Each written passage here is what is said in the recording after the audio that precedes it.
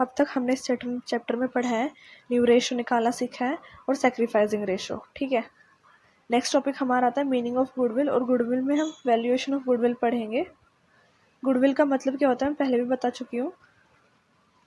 किसी भी बिजनेस का नाम, फेम, उसकी रेपुटेशन, उसको हम गुडविल कहते हैं। ठीक है, ये एक इंटेंजिबल एसेट होती है हमारे लिए। तो हमें वैल्यूएशन ऑफ गुडविल की ज़रूरत क्यों होती है? देखो, वैल्यूएशन ऑफ गुडविल मतलब चेंज कब होती है? ठीक है, change in profit sharing ratio होगा अगर एग्जिस्टिंग पार्टनर्स के बीच, तो भी गुडविल पे असर पड़ेगा। अगर एक नया पार्टनर रहेगा तो भी गुडविल पे असर पड़ेगा। हो सकता है वो भी अपने साथ कुछ नई गुडविल लेके आए। ठीक है, हो सकता है हमारी गुडविल उसके आने से कम हो जाए।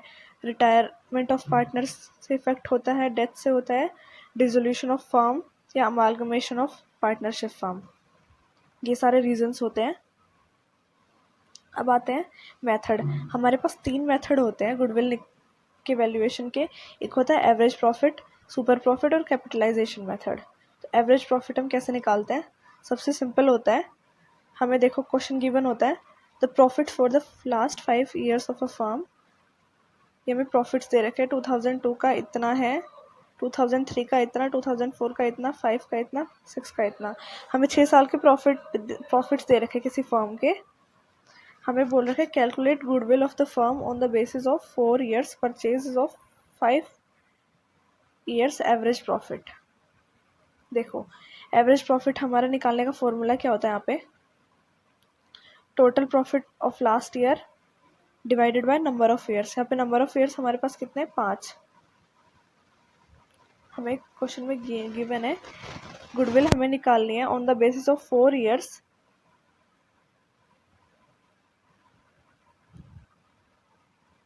Purchase of 5 year average profit.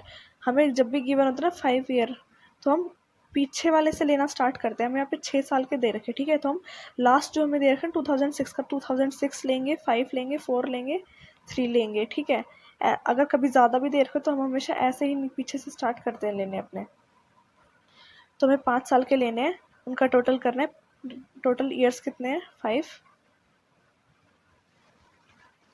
इनका टोटल करेंगे हमारे 20 लाख, 21 लाख 93,000 आएगा।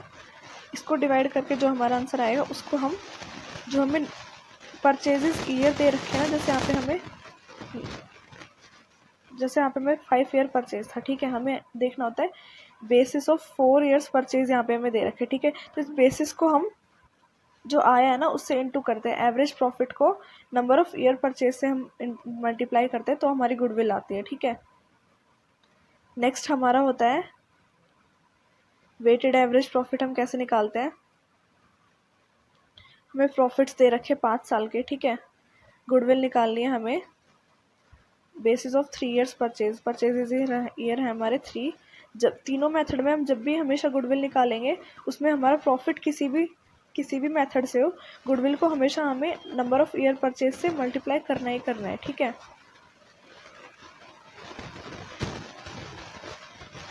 वेटेड एवरेज में हम हमेशा पहले वेट लेते हैं, उसको टोटल करते हैं, उसके बाद प्रोडक्ट, जितना प्रॉफिट दे रखा है ना प्रॉफिट को इससे मल्टीप्लाई करके इसका प्रोडक्ट निकालेंगे।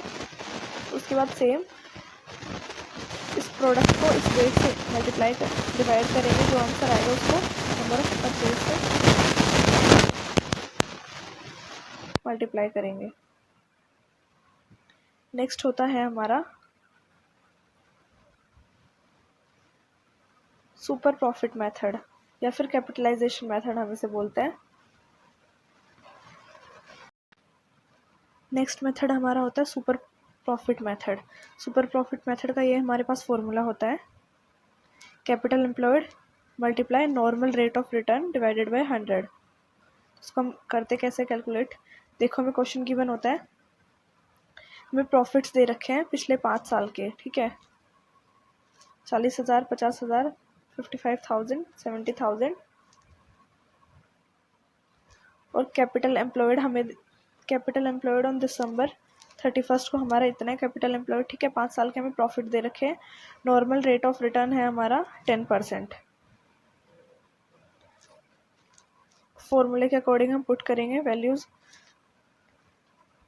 कैपिटल एम्प्लॉयड हमारी है 5 लाख, ठीक है। नॉर्मल रेट ऑफ रिटर्न हमें दे रखा है 10% डिवाइडेड बाय 100, तो हमारा ये जो आता है हमारा नॉर्मल प्रॉफिट होता है, ठीक है। नॉर्मल प्रॉफिट के बाद हम एवरेज प्रॉफिट निकालते हैं। एवरेज कैसे निकालेंगे? एवरेज प्रॉफिट हम कैसे निकालते थे? जितने साल का प्रॉफिट है और डिवाइडेड बाय ईयर। यहाँ पे ईयर कितने हमारे पास 5, ठीक है। तो इस प्रॉफिट को ऐड करके डिवाइडेड बाय 5 करेंगे तो हमारे पास आएगा 60,000, ठीक है। नॉर्मल प्रॉफिट हमारा आया 50,000, एवरेज आया है 60,000। सुपर प्रॉफिट निकालने के लिए हम करते हैं एवरेज प्रॉफिट माइनस में नॉर्मल प्रॉफिट, ठीक है। अब जो आएगा ना, ये सुपर प्रॉफिट निकालने का फॉर्मूला होता है हमारा, ठीक है। सुपर प्रॉफिट 10,000 है, इस 10,000 को हम नंबर ऑफ ईयर परचेज से माइनस करेंगे जो हमारा 3, ठीक है। तो हमारी गुडविल आ जाएगी 30,000। नेक्स्ट हमारे पास होता है लास्ट मेथड, कैपिटलाइजेशन मेथड। इसका फॉर्मूला होता है एवरेज प्रॉफिट इंटू में 100 divided by normal rate of return. और कैपिटल एम्प्लॉयड हम कैसे निकालते हैं? अगर हमें निकालना हो तो total asset minus outside liabilities. Asset में हमें गुडविल नहीं लेनी है। देखो हमें क्वेश्चन गिवन है, बिजनेस का प्रॉफिट दे रखा है 1 लाख है, ठीक है। नॉर्मल रेट ऑफ रिटर्न दे रखा है 10% और हमें दे रखा है एसेट दे रखी है बिजनेस की 8,20,000, ठीक है। तो कैपिटल पहले से कैपिटलाइज्ड वैल्यू निकालेंगे, ठीक है। 1 लाख हमारा प्रॉफिट दे रखा है, इंटू में 100 divided by normal rate of return हो जाएगा, तो हमारा आएगा 10 लाख। उसके बाद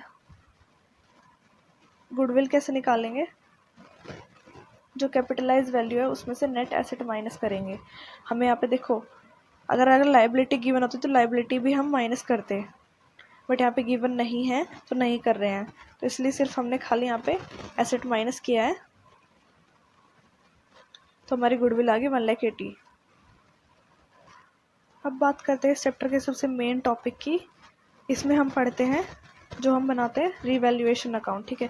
रीवैल्यूएशन अकाउंट हमारा क्यों बनता है? देखो, कोई भी अगर पार्टनर आया है तो उससे हमारी फर्म या कंपनी की एसेट से लाइबिलिटी के ऊपर फ़र्क पड़ेगा। कुछ हो सकता है वो एसेट अपना साथ लेके आए, ठीक है। कुछ हो सकता है उसके आने से हमारी लाइबिलिटी डिक्रीज हो जाए या इंक्रीज हो जाए, कुछ भी हो सकता है। तो उस लाइबिलिटी और एसेट्स की वैल्यू को हम जानने के लिए रिवैल्यूएशन अकाउंट बनाते हैं कि हमारी कितनी कम हुई है और कितनी ज़्यादा हुई है, ठीक है। ये हमें फुल फ्लैश क्वेश्चन गिवन होता है ऐसे, ऊपर हमें लाइबिलिटीज़ गिवन होती है, नीचे ये सारी हमें एडजस्टमेंट गिवन होती है। तो हम रिवैल्यूएशन अकाउंट हमेशा इन एडजस्टमेंट का बनाते हैं, ठीक है। तो रिवैल्यूएशन अकाउंट हमारा कैसे बनता है? देखो, एक फॉर्मेट होता है हमारे नॉर्मल फॉर्मेट वही होता है, डेबिट क्रेडिट।